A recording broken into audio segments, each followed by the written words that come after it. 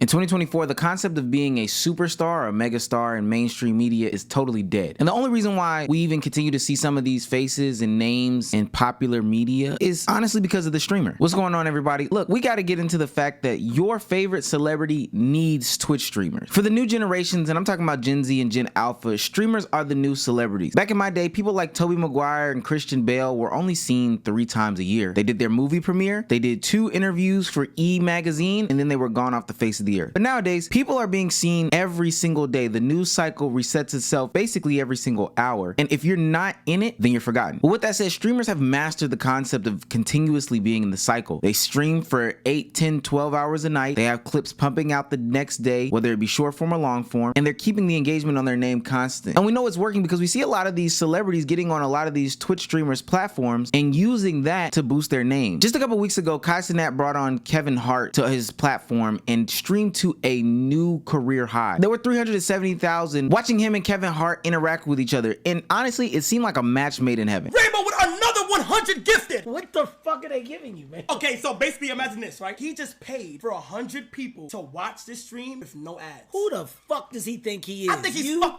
piece of shit. What? Who do you think you are? Is that a good thing what he did or a bad thing? No, it's a good thing.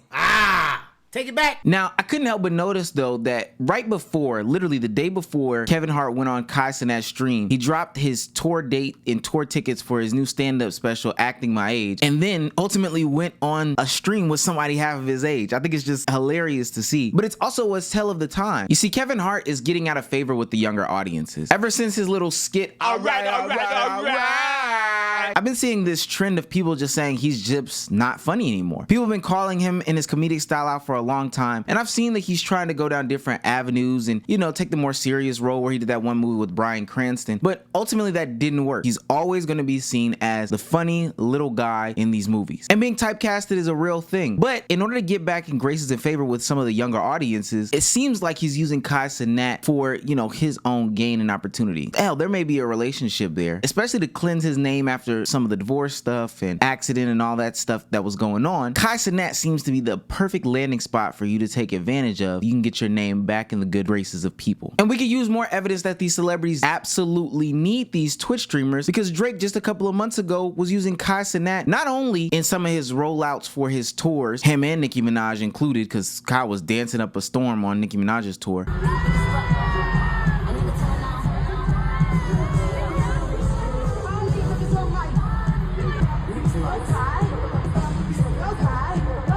But also in this Kendrick Lamar beef, knowing that Kai would pull the most eyes out of anybody, even over academics on live stream, he would text Kai certain things to let him know what's about to happen in his next song coming up. Drake just text me! I got a report.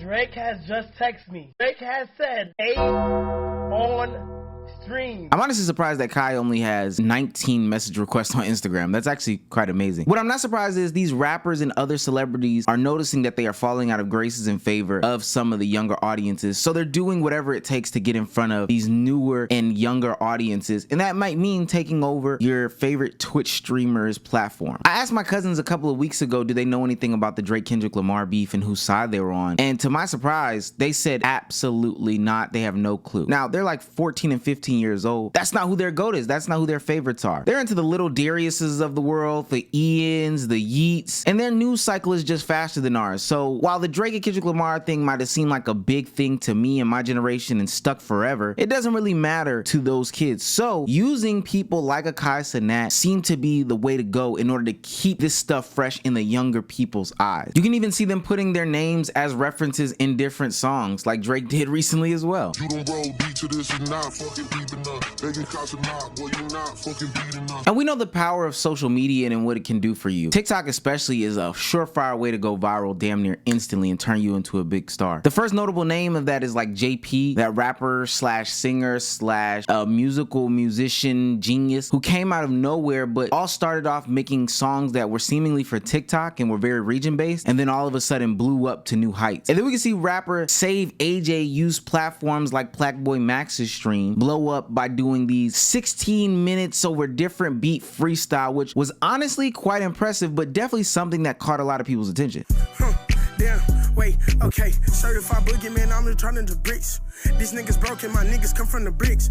Make lil' brother strike down like niggas was taking flicks. I'm inside the field like Reggie Bush, but don't do picks. She tryna go live at 5, but I feel like I'm Reggie Bush, I'm tryna juke in 5. It's a great day, be outside. Now what's crazy about that is it went so viral and got through so many names, so many faces, that it eventually got to even Kanye West. He approached Save AJ to do some sort of collaboration or record. Like, this is the new way, and it's all through Twitch streaming. This nigga AJ got hit up by Kanye West, bro. He is right now with Kanye, bro. And what make it even crazier, I don't know if this is like the truth of this. He said he fuck with 5-star heavy. Like, what the fuck? Now you could probably make the argument that Twitch streamers or content creators will never be as big as these mainstream celebrity people, which I might also agree with you. Twitch streamers and other content creators don't necessarily have the machine like a record label, like a television network, to push them to be successful into a different household name sphere. Plus, the content isn't necessarily easily digestible. You miss one and you could miss all of them. That's the way that a lot of people feel about it. However, we can't go without noticing that Twitch streaming, short form content, the content creator of today is very, very important for the mainstream celebrity success. It even trickles down into politics, because we're seeing people like AOC go on stream with Pokemon and playing Among Us. What does that have to do with politics? I don't know, but I know that she knew that that was a great way to infiltrate into places and spaces that she's not normally talked about and get into the young viewer base and have them know about her and potentially her policies down the line.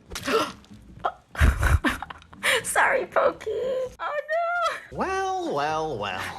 Ain't that a shame? AOC creeps up behind Pokey, slits her throat. Whoa. Okay. Oh, thank God it worked out anyways. Why would you go to AOC, man? What the hell? I'm sorry. Oh no, I cannot carry this game by myself. Now, I for sure probably don't want to see my politicians do that, but I can't blame them. If she plans on being a lifelong politician, it would serve her best to start getting into these conversations or these places and spaces that kids are notably being in that'll soon to be voters, you know, down the line and will possibly participate in their politics. And she wants to be the first face that they see. Is it good, bad? I'm probably indifferent, but ultimately, if we're talking about from a marketing strategy, I think it's a W move, to be honest with you. No matter how you slice it or dice it, the streamers have replaced a lot of the things that are from traditional media. They are taking over the podcast, they are taking over the news stations, they are taking on the daytime and nighttime talk shows. When people want to find out information that they care about and hear somebody's opinion on it, whether it be expert or not, they're coming to some sort of Twitch streamer and they're watching them for hours on end and getting their opinions or maybe their news or whatever from those Twitch streamers. And with a lot of them being in their like early 20s, I don't think that this is going to change anytime soon. And a lot of more reputable and more known people know that, so it naturally makes sense for people to jump on that bandwagon and try to create some content with them. The future is going through Twitch streaming, and whether you like it or not, it's here to stay. Let me know what you guys think though. Am I tripping on this one? Trust me, this doesn't involve kick content. Kick content is a whole separate category, and y'all know how I feel about that one because